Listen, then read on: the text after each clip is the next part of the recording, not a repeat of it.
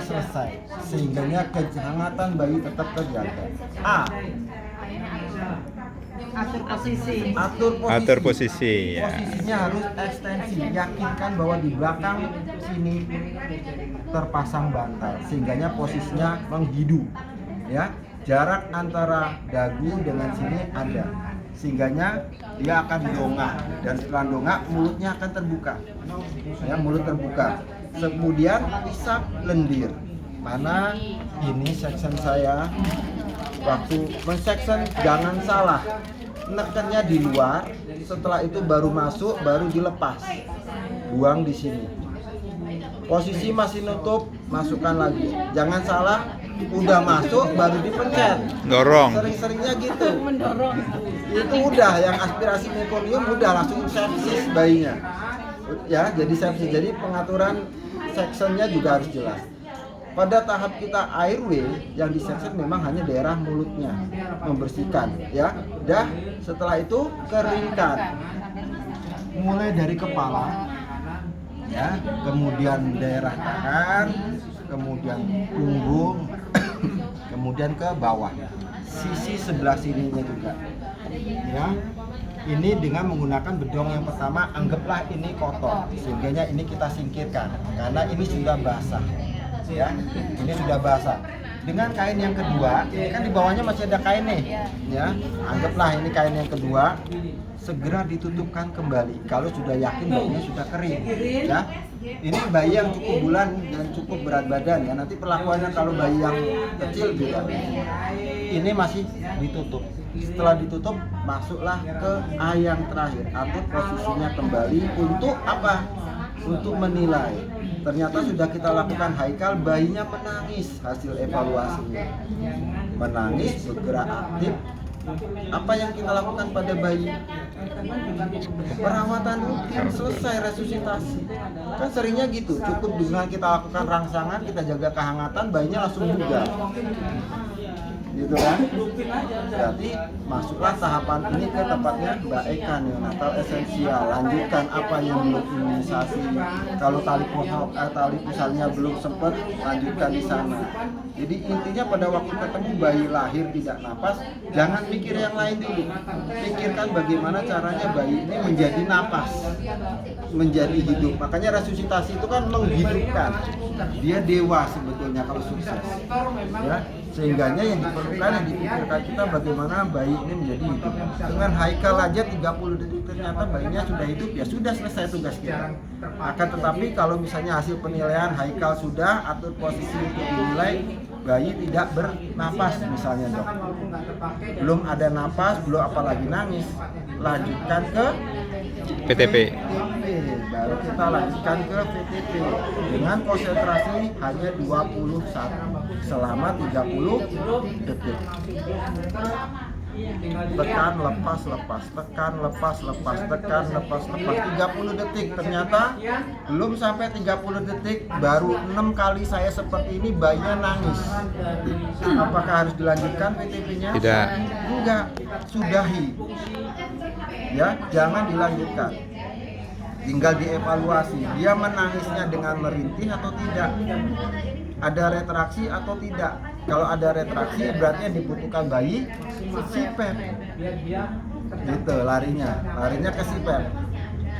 Tapi kalau dia sudah bernapas, ya sudah bernapas, tapi bugar, geraknya langsung kuat, ya sudah masuk lagi ke perawatan rutin, gitu. Ya, masuk ke perawatan rutin, lanjutkan yang di perawatan rutin, berarti selesai resusitasinya. Yang masalahnya sudah ada napas tapi dia megap-megap, berarti kan CPAP. Berarti kita harus settingkan CPAP. Anggaplah nanti ya. Kemudian kalau misalnya sudah ventilasi sekali ternyata bayinya masih belum ada napas juga, lanjutkan ventilasi ulangan kedua. Yang di situ harus kita koreksi namanya suster IBTA, SRIBTA. Sungguhnya benar enggak nih kita koreksi? Jangan-jangan kekecilan atau kebesaran. Kemudian R, reposisi. Ya. Jangan-jangan posisinya tadi memang benar di awal kita ekstensi. Tanpa sadar ini menyatu ke sini. Nah, Makanya fungsi ini, yang ini untuk kontrol sebetulnya. Untuk kita mengetahui ini deket nggak sih jaraknya, ya. Kalau memang ya, reposisi.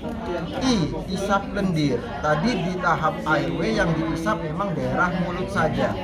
Tapi pada tahap ventilasi, isap lendirnya mungkin sampai ke dalam dengan cara dilakukan intubasi gini.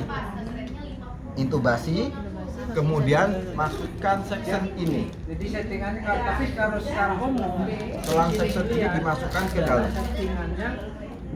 Settingan awal itu Ya. kisaran. Ini semua dianggap steril ya, Bu.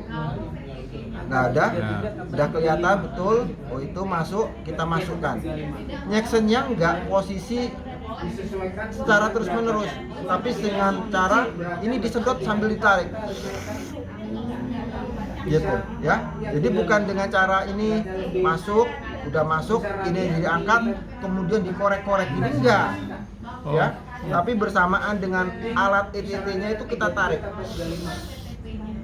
Gitu ya. Itu isap lendir pada tahap VTP, bukan di tahap A. Kalau A tadi cukup dengan delay saja, tapi pada tahap udah VTP harus lebih dalam section. Kemudian SRIB, yakinkan bahwa mulut bayi terbuka. Buka mulut, karena kadang-kadang kita juga nggak sukses untuk VTP oleh karena mulutnya natap, sehingga tekanan berapapun yang kita berikan akan bandil, akan balik, nggak akan masuk ke sini. Ya, jadi yakinkan buka mulut. Kemudian T, tekanannya. Tadi ada dokter yang mencet seperti ini. Emang dia mengembang dadanya, ya. Tapi mungkin bayinya nggak nangis karena kurang tekanannya.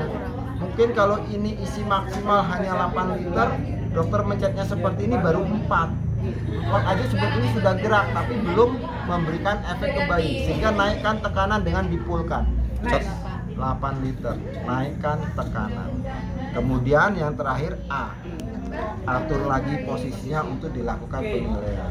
Selesai VTP, ternyata denyut jantungnya kurang dari 60, saturasinya cuma 60 juga, heart rate-nya mungkin cuma 20, RR-nya belum ada, berarti dia masuk ke tahap Sirkulasi. untuk dilakukan pijat jantung.